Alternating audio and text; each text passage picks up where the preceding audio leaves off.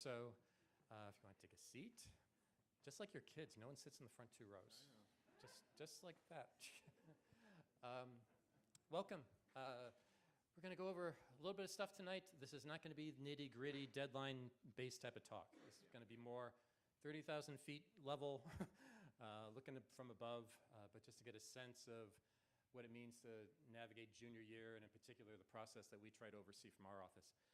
My name is Bob Hurley. I'm the Dean of the College Counseling Office, joined by Mr. Durang, one of the directors of College Counseling. There are two other counselors, by the way, Mr. Mata and Ms. Taylor. They're not with us tonight, but we'll be there full force for you when it counts. We used to have, I don't know how much we stick to this, Mr. Temple, we used to have themes for each graduating class. And junior year, it makes sense that navigation, or navigate, is the theme for junior year. I think, is it sophomore year is discover, and ninth grade was connect. I think senior year is unite, or coming together, right? But navigation, I think that one's going to stay. No matter what we do with other themes, that seems to be very pertinent. A lot happens junior year. I don't know, there's the whopping third day of official school for your kids. As juniors, I just wonder, have you seen them since they started school again? As juniors, they get pulled in 100 directions at once, and you may be feeling the same way.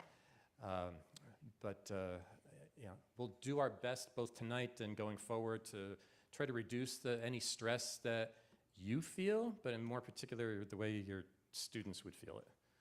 Because trust me, the anxiety is there. I think we do a really good job within our office walls of making sure the stress is at a minimum. I can't always control what happens beyond our office, but if we can give them some of the tools to deal with it and equip you as well and make you the supportive parents that you are, that'll help this process. So the first slide, I got all gushy about this. I added this afternoon. That's my nephew. He had his first day of school the other day. And I showed this actually, if any of you are also parents of ninth graders, sadly you're seeing this again, I showed this at the orientation the other day. That's Paul. You can, I think, no, you leave on there. So he's in Washington, D.C., about 4.5 years old, so he's going off to kindergarten. And that backpack of his, he's had since he was about yay big. I think his parents sent him to daycare probably within a few months of him being born. So that thing's been accompanying him for a while. He can now start to shoulder the thing a little bit. But he was going off to school, and I threw it on there because I can only imagine how some of you may be feeling about your kids who are in 11th grade, that doesn't seem all that long ago. And it really wasn't. But obviously things have changed, right? He'll have lots of decisions to make down the road. I can't wait to see his Halloween costume in kindergarten for the first year, and still the milestones. And you have all those memories at home already, but I'm sure every once in a while you harken back to maybe a simpler time when you packed a little peanut butter and jelly sandwich and off they went. But we usually start every meeting with our counseling philosophy, and much longer than the school's mission statement. So apologies for the length here. I'll read it for you so you don't have to necessarily try to squint here. Together with the Parker community, we support, encourage, and celebrate the ongoing educational journey of each student. As students embark on the path to college and beyond, our goal is to provide a solid foundation upon which they can become self-reliant, empowered, confident, involved members of society, and engaged citizens of the world. We aim pretty high. Next line. We believe the college search and selection to be a private and individualized process where students engage in self-reflection, growth, discovery, and learn to make informed, educated decisions concerning their future. There are probably a few lines in there I should have highlighted. They're that important. Next, we offer guidance to the students as they seek to find the appropriate fit for college based on personal criteria and interests, and we encourage a healthy, student-led, educationally based, and family-appropriate approach to the college search, ensuring a smooth transition to life after Parker. I think we do that. We send it or show this every time we meet with the kids. Every advisory, any group setting, not individual meetings, but every group meeting, this is on the screen.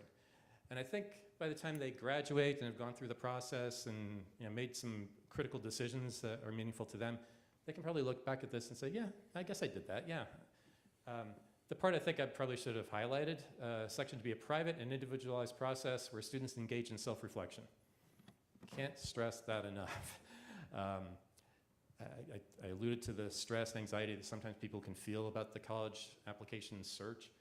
I think part of that is because there's too much sharing, and especially these days with social media. I don't know that that's necessary. Actually, I don't think it's necessary at all. So if you're sons, daughters, as they're going through this search and they're trying to make decisions, if there's a way to make this something that is their own and not something for public consumption, they'll probably be much better off. Now, if they've been here at Parker since they were yay big in junior kindergarten, it would be kind of hard for them to all of a sudden like keep something from someone that they've known going on 13, 14 years. But just the same, having done this for, gosh, on the high school side, 26 years, I can tell you with that experience that the students who can make it about them and not something that is there to please someone else or to compare or compete with somebody else, they're the ones that are probably better off. And that advice goes for you too. So that this is not something on the 19th hole of a golf course or in a parking lot or anywhere where you have friends gather. Doesn't mean you can't talk about it, but just know that whatever you share tends to get out there. No one will know where they're applying unless you've, or your sons and daughters have told them. They don't get it from us. We're the vault. We're the Vegas version here. What happens in our office stays in our office, right? So if something is out there like, oh, she or he is applying here and there, that's because someone in the family shared, because they didn't get it from us. So that's the philosophy. It really drives our whole process. Really proud of our staff. We have such a good crew. We have 4 full-time counselors. We divide the students pretty evenly, an alpha split. I don't know the exact number in the junior class, but we'll probably have about 3 dozen or so students apiece. That's what we have with the senior class, about that much. So Mr. Drang, he's got usually the beginning part of the alphabet, and I should have asked you before. So this is 4th year at Parker. Yep. Before that, it was 6 years between 2 schools similar to Parker down in Florida. Right. And how long at the university? Another 3 or 4? 4 years. Another 4 years. Mm-hmm. So again, I think you're going to find all 4 of us. We've worked on the college side and currently working on the high school side. I think it's pretty invaluable to have that background, to have gone through application reading, recruitment, to know that there's talent everywhere, and you're going to find some really interesting kids wherever you go. Ms. Taylor usually takes the next part of the alphabet. This is the start of Jasmine's 11th year at Parker. Before that, she was at Bishop's for 4 years. Before that, she worked at Pitzer College for 5 or 6 years. And before that, she worked for Cal Soap for about 4 years. So she's been doing it for a while as well. Julio, Mr. Mata, this is his 5th year at Parker. Prior to that, he spent about 9 years at a few different colleges doing the recruitment. And on my end, my 18th year here. Prior to that, I was at a girls' prep school outside New York City in Connecticut for 8 years and did my college recruiting days at Fairfield U ages ago. So pretty experienced staff. We've seen a lot. So I hope you can trust us. The experience that we have, knowledge we have, not only of the process, but how we get to know your kids well. They will get to know us especially well. Sometimes there's a concern like, oh, how are you going to get to represent my son or daughter when you only get to know them come junior year? Trust me, the level of conversation, the discourse that we have in this process, we talk about things that aren't always appropriate or never come up in some of the classroom settings. Because it's really all about them. It's not learning about something exterior, it's more self-reflection, which we're going to get to in a second. But the staff is really cool. I would hope that you take advantage of us, use us as the resource we're supposed to be.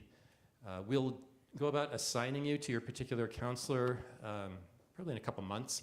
We have a very detailed meeting for juniors and their parents in this room in early December, 5th or 6th. It's at the end of the slide, yeah. 5th. And that's when we get into a lot of nitty-gritty. We're going to give you homework as well as your students some homework to do to think about this process. But until then, if questions do come up, email me. Your sons and daughters can come by our office at lunchtime. They can drop in. So many of them don't have free periods anyway. So if they just want to stop in, it's a rare sight that there aren't at least 2 or 3 of us in the office during the student lunch hour, because there are a lot of students who don't have frees. So they just pop by. Next one. So talk about what's going to happen. There's a lot that on the horizon, right? This journey that they're embarking on, and some of them have maybe been given this some thought, but this is more the marathon. This is not a sprint. This will not conclude for some time, right? We won't know where they're going to college probably until late April of their senior year. So they've got a good year and a half before they're at that point. There are a lot of steps along the way. The way we'll lay it out, they'll have some milestones, some markers where they can feel a sense of accomplishment, achievement, They'll make some decisions. They may go back on some decisions. But if you just trust the process, I think you'll be fine. I think what adds to stress is when people think, oh, I need to get that done, and then they rush to judgment and they kind of cram things in maybe at the last minute. This truly is a marathon. And we'll talk a little bit in a minute about what it means to search within versus searching on the outside. Lots of twists and turns again. Opportunities are going to abound for them. So please applaud them on this journey. And talk about applause. I need you, and I know you already are, but even more so going forward, I need you to be your student's champion. I need you to be there backing him or her in their thoughts, to be that supportive person that you've always been, but even more so now, because they're going to feel sometimes the weight of the world on their shoulders, wondering, oh my gosh, is this going to determine my whole life? No. But they may feel that. So even though we know that's not the case, to support them cannot be emphasized enough. And I love the picture of The Incredibles actually because the little kids are in the front. Right? So let's make them the superheroes. Let's empower them as much as we can with their decision-making process. Clearly, it has to make sense for the family as well. But let's make sure that they understand that their ideas matter, that it's not what we necessarily want. We're not necessarily looking to repeat our college days. We're here to support some of their ideas. So I think, again, it's pretty appropriate with The Incredibles that we're all backing them. We're all in the same corner, and we're going to allow them, to a large degree, to drive the process, to have some say, to allow them to change their minds, to wonder, to question. They'll have doubts, but they'll also have some times when they'll build up in confidence. So please be that for them. I know you have been for the past 16-ish years already. But now, as much as ever, if you can be that person in their corner, they're going to love it. They may not always say they love it. They may say on occasion, can we just back off on the college talk and respect their wishes? But if you can be there for them throughout, I don't think that they may articulate it, but they will be appreciative. Just like here on staff, our counselors, the teachers, everybody who's been working with them for so many years, we want what's best for them, just like you do. Okay, turn it over to Mr. Drang for the next couple. Okay. Oh, this thing works. Hey, now, hey. All right. So I just want to bring up this slide because the focus has been over the last 2 years, as the students have been going through the upper school, they've been leaning on your guidance to basically say, hey, you should be taking this class, you should be looking and exploring at these activities, you should be looking at all these things. This is where the pivot starts to happen, and you'll start to notice it more as a gradual to a drastic change over the next year. You're going to start to see, just like Mr. Hurley pointed out, a picture of his nephew. Remember back in the day when the kids were just toddlers and they were walking around and all of a sudden it seemed like out of the blue they started having a conversation with you, or they basically started asking questions that you were just like, you weren't talking 2 months ago, like what's going on now?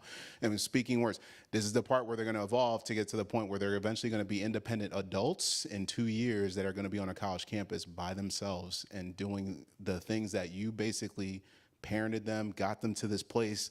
This was the goal when you had kids, to get them to this place where now they're functioning adults and out there in the world, at least on this individual spot. And this is a good thing. This is a part of that growth process that we're talking about. So this college process is obviously going to expand on that. It's going to reflect that in a big way. You're going to start to notice a lot of things, especially with the students, where they go from being more analytical and looking at answering certain things based off of what they read, and start to do a self-inventory and start to really self-reflect and find out more about themselves, and eventually projecting that out to eventually the college admission representatives as they start to identify and target the schools they want. So I point out that big point, self-reflection.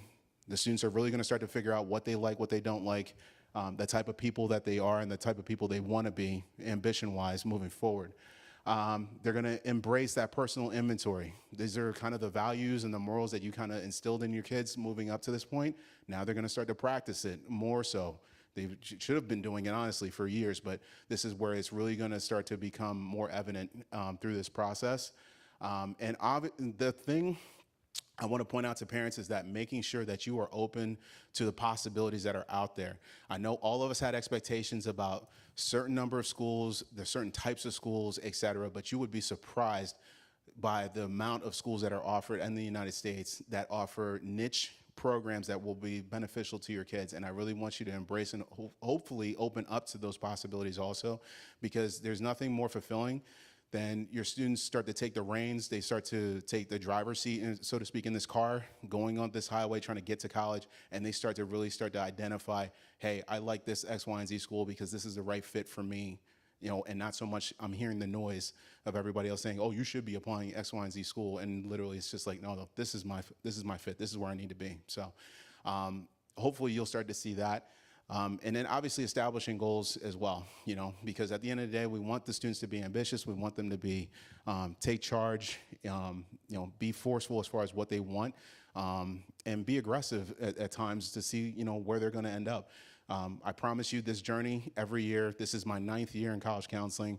I spent over a decade in higher education as a whole, between secondary and higher education, where I've seen this journey happen on the college admission process.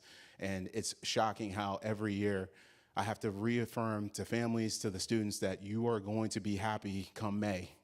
Despite what you may think, despite the disappointments, the setbacks, that you may feel. Your feelings may get hurt because the X, Y, and Z school didn't want to bring you in, when it has nothing to do with you. It has everything to do with the admission statistics that go into it that you have no control over. But at the end of the day, come May, they're just like, yeah, I'm kind of glad I went here and not X, Y, and Z school that I was thinking about back in, I don't know, September or even in the summer of junior year. So yeah, that's our whole goal, is to basically help with that journey to get to that point come graduation, and actually before graduation, come May 1, when they're deciding on what school they're going to enroll in. I also want to point out the fact that this is a changing landscape.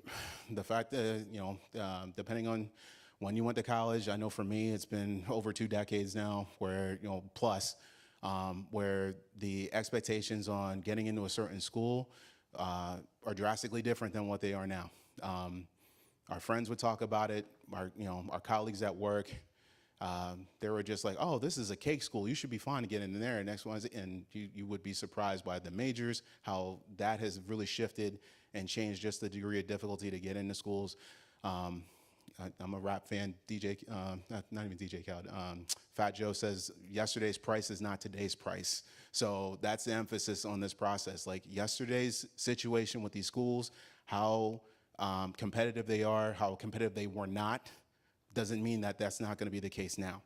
And it's going to continue to evolve over the time as programs become more competitive, as they're starting to recruit and bring in the type of students that they feel are going to really enrich the programs at those schools and the faculty that are going to be able to teach them.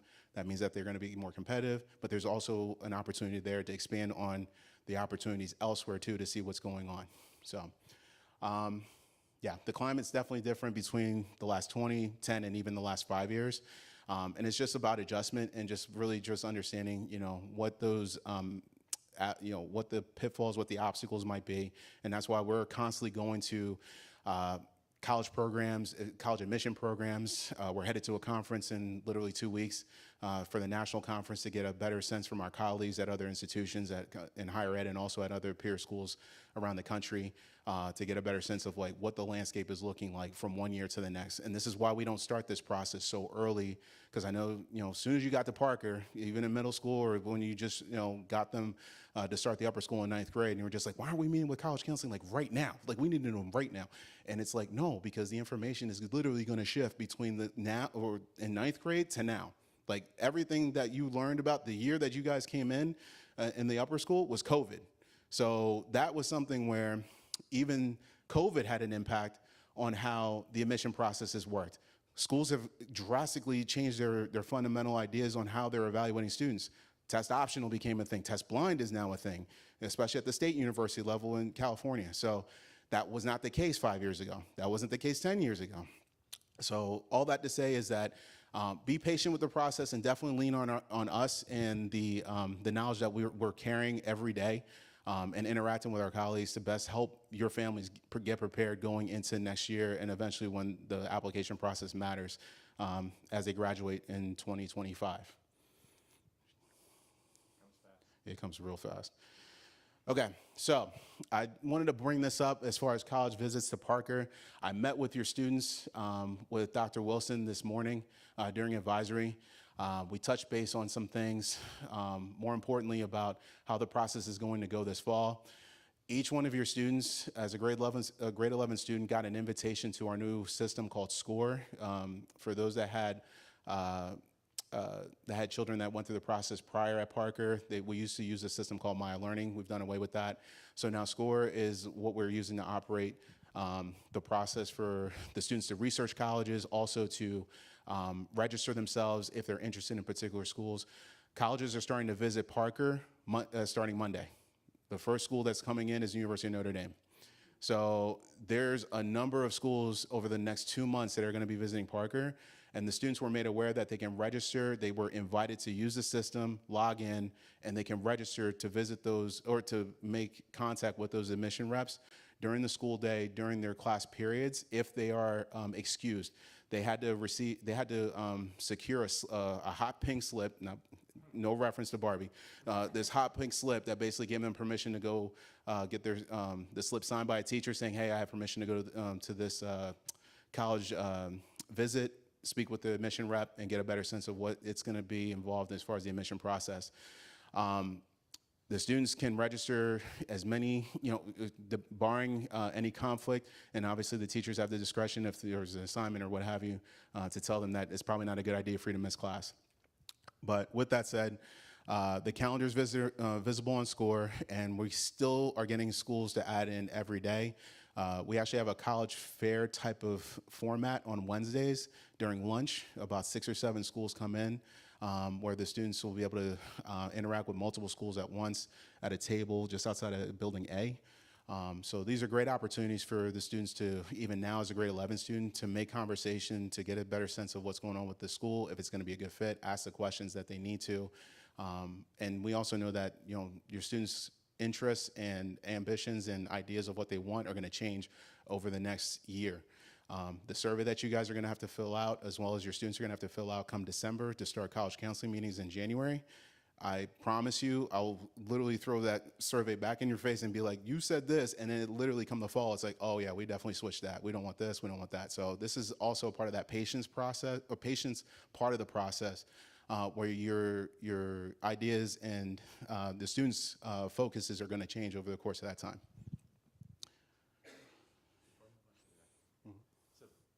Before we go on to the save the date, Yeah. Mr. Drang pointed out that there are these individual visits within our office, the mini fairs on those Wednesdays. I think the first one's the 27th of this month. Correct. And the variety of schools, if I can remember them, that day of the 6 or 7 that are coming, Bates, a small liberal arts college in Maine, University of Utah, Boston College, Syracuse, I think is that day. So quite the range, right? We invite all schools to come visit us, right? And as Mr. Drang was talking about before, the many conferences and things that we attend, this is a chance for the students to connect. It's also us getting reacquainted with the representatives who are likely going to be reading their files. Right? Oftentimes the people who recruit out here are the first readers of an application. So good for us to touch base with them as well, keep up our connections in that regard. And something we didn't talk about, but that also happened during advisory today, your student's going to take the PSAT, and I'm sorry I didn't put it on the slide, but they're going to take the PSAT in mid-October, Wednesday, the 11th of October. They're going to come to school at regular time. By 8:30, they'll do it in their advisory classrooms. And the difference is that this year, the PSAT, this is the practice SAT, right? This is going to be a digital exam. Right? It's going to be on their laptop, not on their phone, not on an iPad, on the laptop device that they bring to school. They got an email probably late this afternoon from Ms. Yoon in our office with some details asking them to download an app onto their laptop. Again, it's not happening for over a month. They have some time, right? But this Blue Book app is how they're actually going to take the test a little over a month from now. So if you could ask your student tonight or tomorrow, sometime over the next couple of days, like, hey, did you get that email? Kind of prod them, see if they could have downloaded the thing. We're going to touch base with them next week. We gave them a deadline to do it by next Tuesday, I think. But clearly, as long as it's done relatively soon and operating on their system, we want to make sure that that's the case. Okay. Oh, I was just going to bring something else up. So I mentioned the fact that I invited the students to access SCORE, the system. I also did not want you to feel like you were left out. You're going to get access to the system as well. We only deliberately made it available for the juniors right now so that they could register for these school-specific visits. You'll get access to it as we move closer to the December college night. And a process and the opportunity, because you'll have to also use the system to fill out a parent survey, as well as gain insight on kind of suggestions on schools, because the system is very intuitive and also all-encompassing in terms of like you being able to research schools, get a better sense of statistics and ideas of what the programs are offered at the universities. It's kind of a one-stop shop type of system to allow you to even bookmark different programs if you're interested in them. So you take control over that too, is from a parent's access, but ultimately the student is going to guide the journey in the system, because they're the only ones that are going to have the ability to shift schools from suggested to following to eventually applying. So as much as you want to be, hey, you should apply to this school, like no, the student actually is the only user in the system that's able to actually make that shift, and it's intentionally done that way. Okay. So more to come on that as we move into the fall. So take heart, don't worry, you will get access. You won't be in the dark. Okay. So with that said, again, save the date. So if you're on a calendar, this room in 3 months. Yeah, timing. It'll go by fast. It'll go by very fast. But yeah, Very fast. in this room in 3 months, December 5th, 6:30, it will be you and your child or children that'll be in here to discuss all the details as it relates to college admission. You should have an assignment as far as who your college counselor is going to be, and obviously to be prepared for the next evolution in this process. And then again, just a heads up that the official college counseling meetings individually with the families are going to start right after New Year's, around January 4th or whenever that day is that we get back. Yeah. The programming also is going to continue to include some group sessions. So Right. we'll be, quote unquote, done with our seniors in December, at least in terms of them applying to schools. They'll still be making decisions going forward. But starting in December, we're going to steal a couple of advisories from the junior class. And during those advisory meetings, they'll be meeting with their respective counselors. So again, about 3 dozen or so, meeting with me in a room, Yeah. about the same number meeting with Mr. Durang in another room, to go over the process and answer questions, excuse me, that we can in public, reserving the private time, for individual meetings where you can attend as well. We encourage you to attend. But the things that we can deal on a public nature, we can do it in a group setting. It tends to work well. Sometimes they feel a little bit more comfortable asking a question because someone else is asking the same thing. So we'll have several of those starting in December going through the spring. For the junior class, again, way in the future, I don't remember the exact date, but we're going to have a case studies program whereby there'll be a college fair with, I don't know, maybe upwards of 75 or so reps, maybe close to 100. And prior to the college fair setting, you'll be in a separate room with other parents from one of maybe 6 different high schools in town, talking about some mock applications. All right, so some pretend common applications to a fictitious university, and you'll see, you're going to read through these applications with an admissions counselor kind of guiding the discussion. Not telling you, at my school, I would have done this or that with that applicant, but to allow you to see the types of things that they will pick up on in a student's app. And your student will be in a different classroom, because we find if we put the students in your classroom, they're not going to talk. Right? So they will have more opportunities to share some of their thoughts, feelings about the process, just like you will as well. The schools involved in that, the 3 high-tech schools over in Liberty Station, Bishop's, Country Day, and Parker. Yeah. Right? We get together for that event, hosted every year just for the juniors at those 6 schools. Yeah. It usually generates maybe 500 to 600 people. So It's a big group. Yeah. Large-scale event. Yeah. So yeah, it's a college fair, yes, at the end of the night, but I think the bang for the buck is really the case studies that opens up the evening. And I want to say this, that the program, you may seem skeptical to be like, okay, how is this really going to be informative, or am I going to get a lot of it out of it? Those reps that do come in and sit in on those case studies to basically break them down and get your feedback, they're very transparent as far as like how their admission processes will go depending on their institution. So it will give you some insight exactly on what's involved in the selection process. And it could get very competitive at admissions, during an admission cycle at a particular school as they're advocating for and against students. And you would think that all these students deserve to get in based on the criteria in that case, but they can only admit one, defer one, and deny one, depending on the situation. So, but yeah, I highly encourage you to attend that program. I believe it's in late January, but more information will come as far as who's hosting it, as far as location and the date. Yeah. Pretty eye-opening too, because you'll all read the same applications, right? But you'll be in one room, your friends, other parents in another room, kids over here. You will not necessarily admit the same student, deny the same student, and waitlist the same student. It is not obvious at all. There is no one right answer, right? It just depends upon, well, in that room, we tend to focus on this. This other room really picked up on this thing, and that's why we want to take that student instead. So it's artificial when we say you can only admit one, have to deny one, and waitlist one. But it does show you how these decisions can be quite subjective. Right? It is not a clear case scenario. So we saved some time tonight to address. So now we're pretty much opening the floor if you have questions. If anything, we wanted to give some space and an opportunity for you all to come in and kind of ask. Oh, start, gentleman, right here. When do college visits start? Talk a little bit about that. How do Yeah. you sign up for college visits? Right. So we allow the students, so the college visits are strictly for the students during the course of the school day, and they start this Monday, and they will run up until the first week of November. Colleges were, I mean, students, like, if students are going to go and tour college. oh, I'm sorry. Yeah, sorry. Apart from the visits to Parker, that's where I got confused. I'm sorry. As far as timing and when you should probably take advantage and go, I say now. If anything, use the breaks as an opportunity to go visit colleges. If you're say, for example, the extended weekend in October, there's a long weekend there, a 3-day weekend there.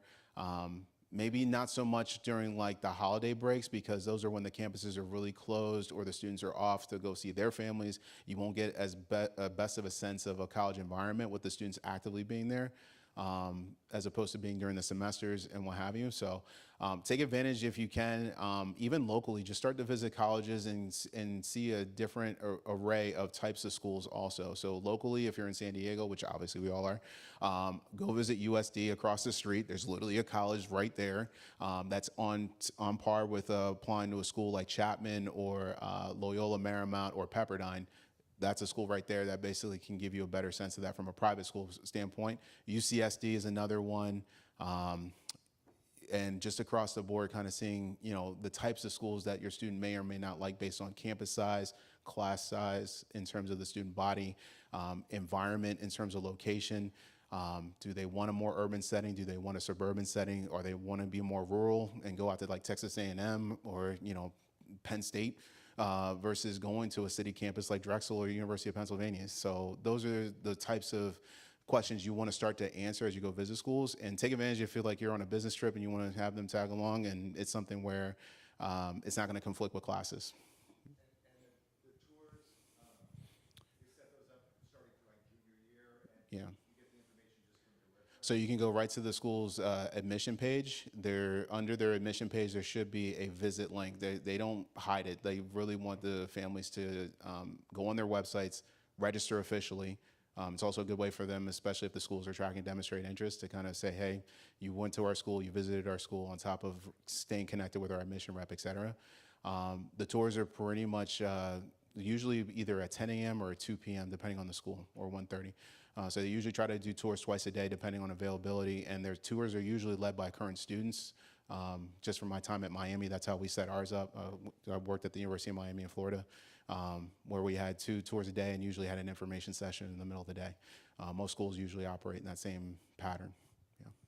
Time and resources allowing, it is a good idea to get out there. Yeah. Now, clearly, that doesn't mean that if a student is starting out with 30 schools on an initial list, that we have to now pack up the proverbial family station wagon and drive cross country to see all these places. I think that's a little extreme. Yeah. But eventually things can get narrowed a little bit. But back in the old days, date myself here, but when students would just apply to a school, find out where they got in, and then go visit, I think those days are kind of done for a few reasons. I think the students will feel much better about their decision if they've been able to walk the grounds, see the people that could eventually become their peers within the campus community. Again, I know it costs money, and it's obviously a big time commitment as well. If you can see it, as Mr. Drang said, during the school year, better still. But if it's a matter of not at all or in the summer, I would still consider going in the summer. Yeah. Because there's something to be gained from the visit. For sure, and like Mr. Earlier mentioned, even from a cost standpoint, you don't necessarily have to cross the country, as much as ideally you'd like to, because your students have been saying, hey, I want to be in Boston or Philadelphia. Have them start off small, do something local for cost-effective purposes, and then if they are saying, hey, I really like UCLA, for example, then there's going to be other state universities that are very similar to that may be just as competitive. Or maybe less than, depending on the situation, but maybe in another part of the country that they're interested in. So that's why I say start local to build that experience, and then from there, once you really figure out, it's like you don't buy your kid a Ferrari when they can start off with a Volkswagen and figure it out, and then be like, oh, I like to drive, and then all of a sudden it's like, okay, now we'll kind of elevate, kind of move on that way. So yeah. Oh, sorry. Yeah. Mm-hmm. Yeah.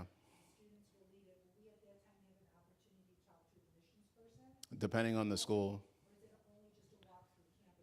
No, usually the schools, they'll either allow for you to register for a campus visit with student-led, and then there'll be an information session. And then depending on the availability of the admission rep, also keep in mind the time of year dictates that. So if you try to do it between September and November, there's a high likelihood that you're not going to see the admission rep that's recruiting California, because guess what? They're on the road in California, basically trying to visit schools and, put themselves out there to make themselves available.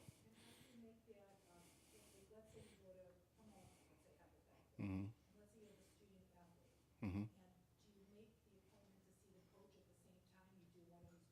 If they're available, usually from a recruitment standpoint, they usually have an inquiry form on the athletics site for the school, and they would probably make contact that way. There's unofficial visit process also that we can talk offline. I don't want to go more in detail with that, but there's, depending on the school and the competitiveness of the athletics program, that's going to dictate whether or not you're going to have the opportunity to speak to coaches or at least a recruiter there.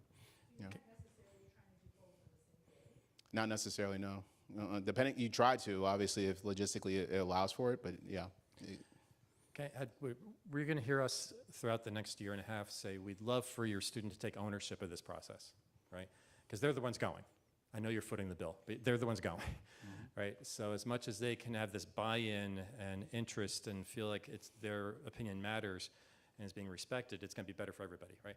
But what you bring up is a great way for a parent to be supportive, right? How can I help as a parent? Well, you can help once you make some decisions, say, hey, if we're going to go on a trip to see some schools, maybe you can be the one making the arrangements, right? I don't know if I want the 17-year-old necessarily looking into flights and how long it's going to take and where we're going to stay if it involves an overnight, right? So that's where a parent can be obviously organized, helpful, supportive, knowing that, yes, it's my child who wants this and their opinion is driving it, but here I am to be there right in their back pocket. So that's a huge help. I just skipped over you. You had a question, sir? Yeah. Mm-hmm. Mm-hmm. How difficult currently is it for kids to get in? I hear in-state kids with great GPAs are just not getting in. You're hearing horror stories, right? Yeah. Granted, there are schools that were selective and have become even more so, right? I can give you some, I'll get back to UCLA and UCSD in a second. If anybody's familiar with a place like Northeastern back in Boston, I'm from the East Coast. Right? Northeastern, back in the day, and back in the day didn't feel that long ago, but back in the day, Northeastern felt like almost like a backup to BU, Boston University. Very similar school, pretty decent size, urban, same city for that matter.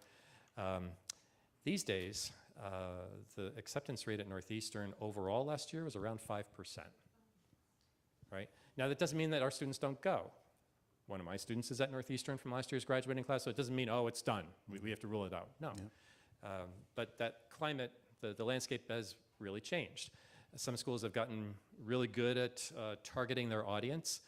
Mr. Drang pointed out, demonstration of interest can play a role. Mm-hmm. They are trying to figure out how few can we admit and still enroll the numbers that we need to for our business model to exist and survive?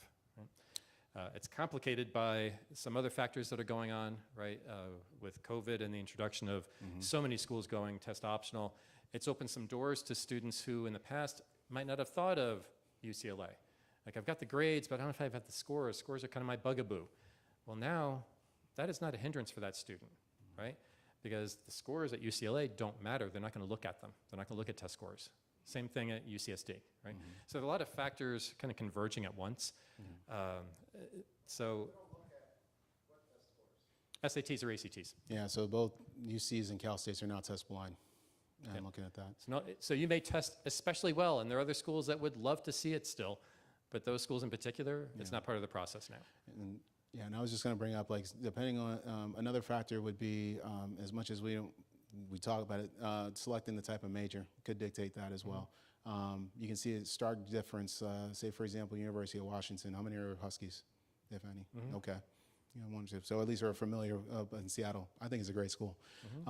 School up there, admit rate, generally speaking, is like, I don't know, what, 30%? 30s, yeah. 30, 40%.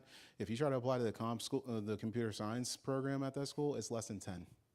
Microsoft funds it. They basically are shelling out, you know, kind of like Nike at Oregon. They basically are backing up the truck to make sure that the program is funded, highly state-of-the-art facilities, things of that. Makes it way more competitive to apply for a comp sci at that particular school. So that's something where, that's an example where certain majors and industries are starting to drive competitiveness at certain schools, and that's why it's best to really try to cast a wide net, and we talk about that individually based on the student. As far as the type of schools and the options of schools available, not to deter you from applying to that school, but to kind of set expectations of like, okay, this is just how competitive this school is going to be in this given year, in this given cycle. Yeah. So that student is going to tell us, well, I like UCLA. We're going to say, well, why? What is it about the institution, the program, the community? Right. And totally apply there. But we're going to want to make sure that there are options then that would resemble, right? Not that every school on the list has to walk and talk alike. You know, you can have a small liberal arts school as well as a big state university on the student's list. If that's the case, clearly size was not the biggest priority, right? But there are other things that may draw them to those schools. So we'll be there to say, great, if you like that place, you might want to check these out as well, see what you think, and get back to me. I literally had a student come in my office today. She ruled out Oregon initially. Now she went up there. She loved it. And on top of that, she's saying, I'm going to apply to the honors program because it's going to feel more like Parker and I don't feel overwhelmed at a big state university. Bingo. You're at a state school, and now you get the environment that you need. So that's one example. I skipped over you, ma'am.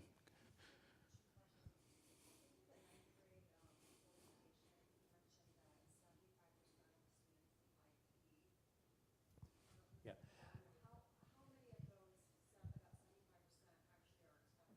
Right. So it wasn't 75% apply ED.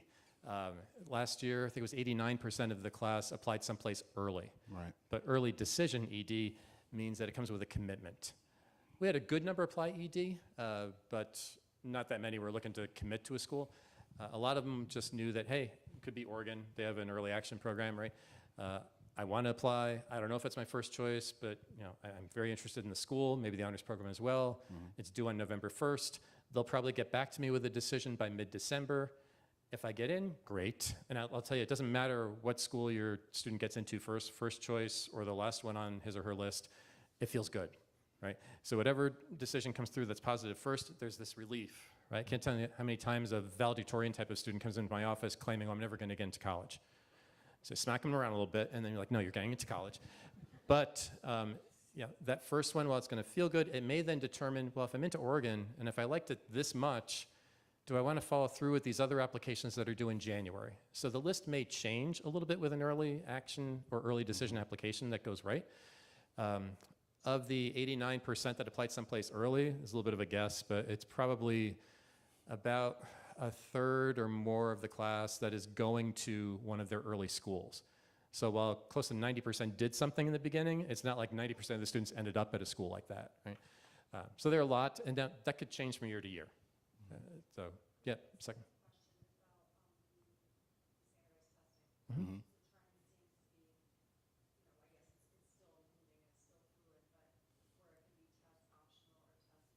Yeah.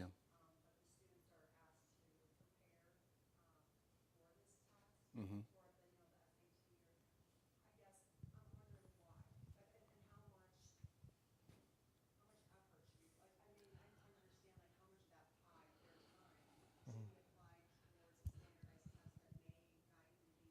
So that's where the list of schools starts to factor in and the types of schools you're aiming for. Some schools will die on the hill and will not allow test scores to not be a factor. I'm calling you out, Georgetown. Some schools in the South are pivoting back towards, hey, we need these standardized test scores to really determine it as another factor to help in the process. Fortunately for California, test blind, they're factoring primarily other areas away from the standardized test. So I think a lot of what's going to drive the students' efforts towards the standardized test is really going to be dictated based on the schools that ultimately make the list. Or at least not even so much ultimately make the list, because your list probably won't get finalized until August. But if anything's in the ballpark in the spring of junior year, that's when you're starting to basically take inventory to say, okay, is it worthwhile for me to start taking a standardized test and how often to take it? First of all, I was the testing coordinator at my last school, and to have watch these students go through a 5-hour exam on a Saturday is brutal, especially if they can't, they are having a difficult time even with their hour-long exams in class here. So I say take heart and take compassion and empathy with your students as far as like, I know it's one thing to drive them to take a test because you're thinking it's going to put their best foot forward, but also read the room and understand that this could be a factor that literally will kill their mental health because they're just like, they're deflated, they can't take this test, they're an A student, but they're basically getting like a 23 on the ACT or lower, and they just can't figure out why. And it has nothing to do necessarily with that aptitude test, basically allowing them to say, hey, you're smart enough to get to college, because that's not the case. The colleges are really using it as another means to factor in, to boost their profile, boost their rankings, which are super subjective, not even on the merits of just academics at the school. A lot of it is literally on fact. And we actually talk about this with the students, where what goes into factoring rankings at colleges. And you'd be surprised at just what those categories that influence it are. That has little to no merit to do with the important values that you would want out of a school. So with that said, the effort level you put in the test, there is some positives to it in regards to, especially for finances. Those test scores can help with scholarship consideration for schools. But I would say, take that measured as far as like how often you're having the students go through the test. Doing it 4 to 5 times is insane. I definitely would not encourage the students to do that. And that meant that those students that were doing it 4 or 5 times started like as early as like the end of sophomore year and into like the fall of this year as a junior, because they were trying to get ahead early. I know some of you guys may be working with coaches, independent counselors that are encouraging it. Testing coordinators would be like, oh, we can promise to get your test score up. That's how they're staying in business. They're not necessarily factoring the fact that the kids are literally stressing themselves out over a test that at the end of the day may or may not impact their admission process. I can tell you how my counseling with the student has changed a little bit since this took effect. Also consider, not all that long ago, the summer dates for these exams didn't exist, okay? So back in the day, I would ask my students by the end of junior year to at least consider taking 2 administrations of one of the tests, SAT or ACT. Don't take both. There's no sense in trying to prep or being exposed to both. They are used for the same purpose, right? So once you determine which test may fit your learning style a little bit better, you focus on that one. Nowadays, I'm saying, hey, by the end of junior year, if you can get 1 under your belt, just to establish a mark, set a bar, and then should the schools that you're researching, you find a few of them may need it, okay. Now you can think about taking it a second time over the summer, because there's some summer dates. Definitely taken in the summer. Yeah. I've seen improvement that when they're not in class and they literally are just focusing on the test. Yeah. Like that is definitely one I encourage to take. And there are even a couple of opportunities in the early part of senior year, right? I think it's this Saturday. Like the this ACT Saturday's is one. offered, There right? was one at the last week. The SAT is the last week of September, and then the ACT is this week. And then there's 2 opportunities in October, but I strongly encourage against it because the students are stressed out with classes, dealing with the application process on top of having to take this test. But the number of times that they take it total, usually 2 is, well, first, let me say there are some really strong testers that do it once and, score through the roof, and we bow to those testing gods that they are, but most of us mortals need to take the thing a second time to see if we can improve in 1 or more areas, right? So many of the schools, if they're gonna accept a score, will take they'll call it super scoring, they'll take the high scores from different test dates, right? So on any one date, I might not get higher than a 1300 SAT, it's out of 1600, by the way. Right? But maybe because I can combine my verbal from the first time with my math from the second time, I might actually have like a 1400, right? So That's a question that we can answer obviously individually, but I'd say Cool. just generally speaking, if they can have a test under their belt by the end of this school year, and then it could be from that point forward, they're like, no, it's not for me. I'm not checking out schools that are going to need it. I'm not going to bother with this anymore. But it's really just a bar that they're establishing with the first test, right? And then a subsequent exam, if they take it, they can't go any lower than the first one. I mean, technically could, of course they could. But in terms of the colleges, they can't, because the colleges would just ask for you to send your highest score, right? So it can only be improvement with a second result. But I agree with Alain, to take it more than a couple of times, you're banging your head against the wall. Yeah. It's not worth it. And I know that the question comes up where it's just like, well, how do I get help to basically make a really educated decision on that? That's where you lean on us also. We actually have the statistical data of like how students have fared from Parker while keeping the past students anonymous to let you know what the test scores averages have been, or where students have had test scores going in that have been successful. We're pretty transparent on that. We usually do that during a meeting in the spring when we're meeting individually with you as a family, so we can go over that information with you to basically be like, okay, if you're applying to, I hate using that word, Georgetown. I keep saying Georgetown. I'm not saying Georgetown. Give me a school. Somebody name a school. Boston College. So if you're needing to figure out Boston College in terms of statistics as far as like SAT score, GPA, and what have you, historically speaking, and where your student might fall in relation to that, and give you more of a plot point to get a better sense of where the student might fall and how competitive it'll be, we're happy to share that with you during a meeting to kind of give you a better sense, like, is it worth my time and worthwhile of my student's sanity to go through that testing process, especially if the school is like test optional, and move on from there. Down front? So alongside with what you're talking about, I understand that they only have to take it a couple of times, but do we need to get them a coach ready and a teacher? I don't, honestly, and that's a great question that comes up every year. To be honest with you, I know, and the pressure's out there where you're like saying, oh my God, if I don't get in with this testing coordinator, like right now as a freshman, like in grade 9 or 10, like basically we missed a boat. Keep in mind that the standardized test is only going to reflect where they are specifically in math. How successful they're going to be on certain sections of the exam is literally like where they are in a subject area moving forward. So if your student's not the strongest in a certain area in terms of math, they're going to struggle on the actual exam. So it's something where you kind of have to, again, use rational, logical thought where you're realizing, okay, does the student have the background information academically and from an education standpoint to be successful in that subject area? My encouragement is that you take the test. If you're going to take it at the earliest, you want to take it towards the end of the fall of this year as a first time, if you decide to take it that early. Even then, I'd probably maybe wait till the spring of junior year. And then you'll still have an opportunity, again, see what the feedback comes back from the test, because you find out in 2 weeks what the score was, where the deficiencies are. They give you a readout of basically what you weren't successful in a certain subject areas. Then from there, should you decide it's worthwhile, especially from a scholarship standpoint, you want a certain test score to basically be more competitive, you could potentially look into that and kind of see where the coach should be more specific to help you. But I wouldn't just haphazardly just like, go into a coach like super early in the process. Yeah. Would you do that in 11th grade, in the junior year, or would you do it in the summer? I'd say Yeah. it depends on the student's schedule. When can the student fit something like that in, right? Right, Yeah, it's I a know. lot. We It's a started lot. by saying how many directions they're being pulled in as a junior. Right. So And even then, it's like, say, for example, they get a certain score, like they start off in February, because I wouldn't even try to have it do it now.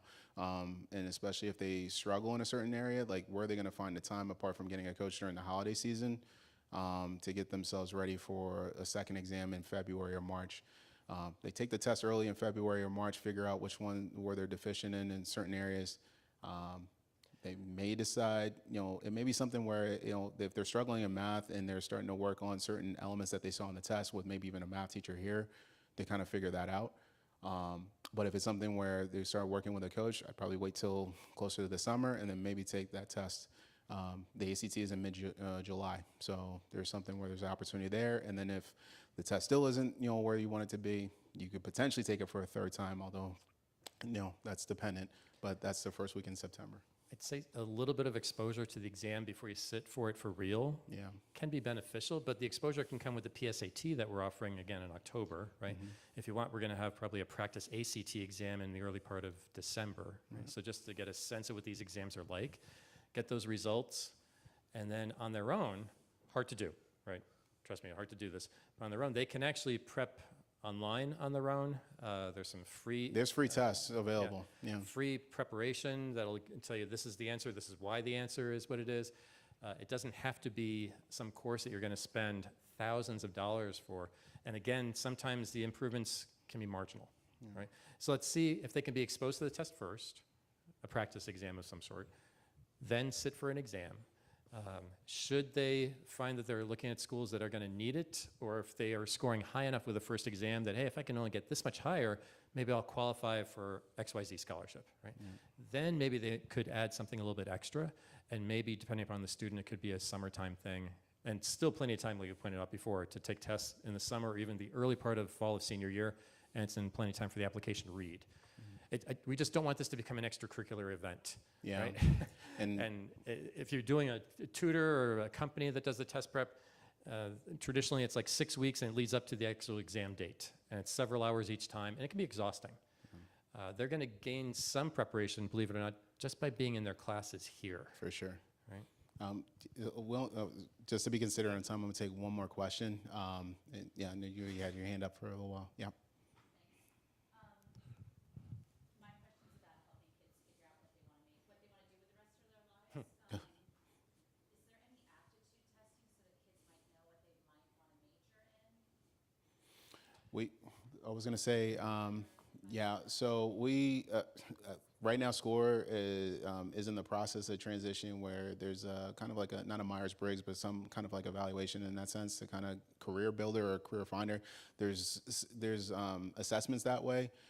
Some are free, some are paid, but basically it's a good opportunity to kind of get a sense of like what the students might be interested in, what career paths they might want to do. Take heart and understand too that the students, you may think that they are dead set on this X, Y, and Z major, and they will switch it on you literally within the first semester of being in college. I've seen it to a person every time I've been on the admissions side. I had a student change their major 5 times before they graduated Miami. And it was something where they came in and I brought her in from Georgia on a pre-med track, and she's finished off with a business degree. So it's something where I know it's scary, but at the same time, that's the whole point of college is the experiences that the kids are starting to build and interact with faculty, students, and programs to get them to that end result. Some are dead set and they know it, and that's great because they're going into a competitive major, they know what they're doing, they're going through that process to basically go there. But if they're still kind of on the fence and trying to figure out, that's also the great thing about, we're talking about this now 2 years out.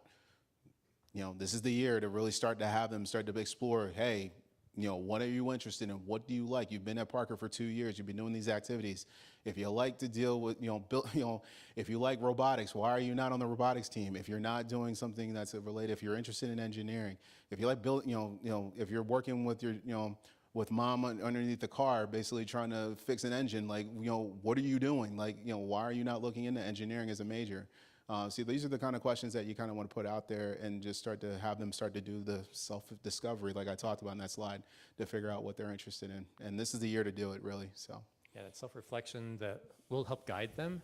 And it's through a lot of conversations too. So there are these exercises and tests, assessments, which can be helpful and sometimes enlightening, but it's really just digging deeper.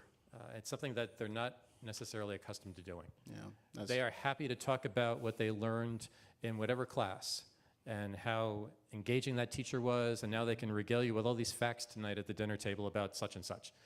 Fantastic. Right. It probably doesn't have a whole lot to do with what they're thinking about their future, right? So our process almost kicks this off.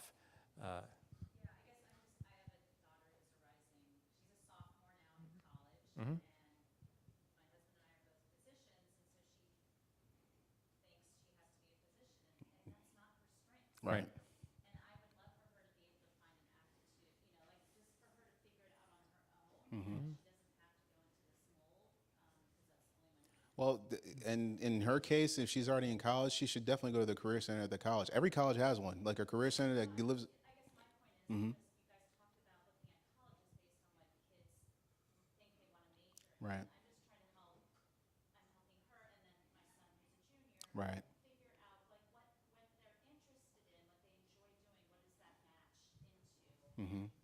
And I think the good thing, major. And I know, yeah, I want them to explore, I want him to change his major 5 times, that's fine, it's part of the process. right. But I want to give him a little bit more help instead of this Well, I think the angst comes from the fact that they feel like they're pigeonholed or their walls are closing in on them, that they only are able to do X, Y, and Z thing. So I think that also fundamentally goes down to the type of schools you're looking at, where they offer them the latitude to shift majors and kind of explore more or less, and not necessarily have them go into a specific competitive major that it's like, if you don't get into this major, you're not getting into the university.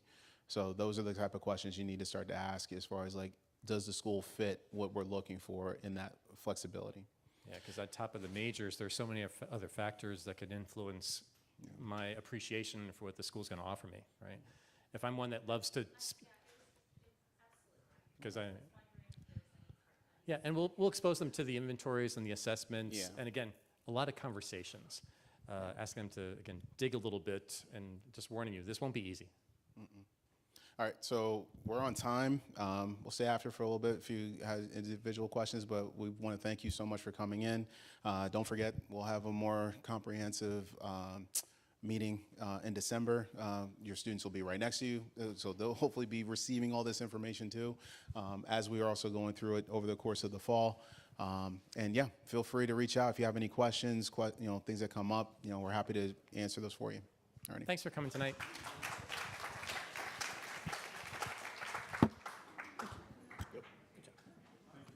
Thank you.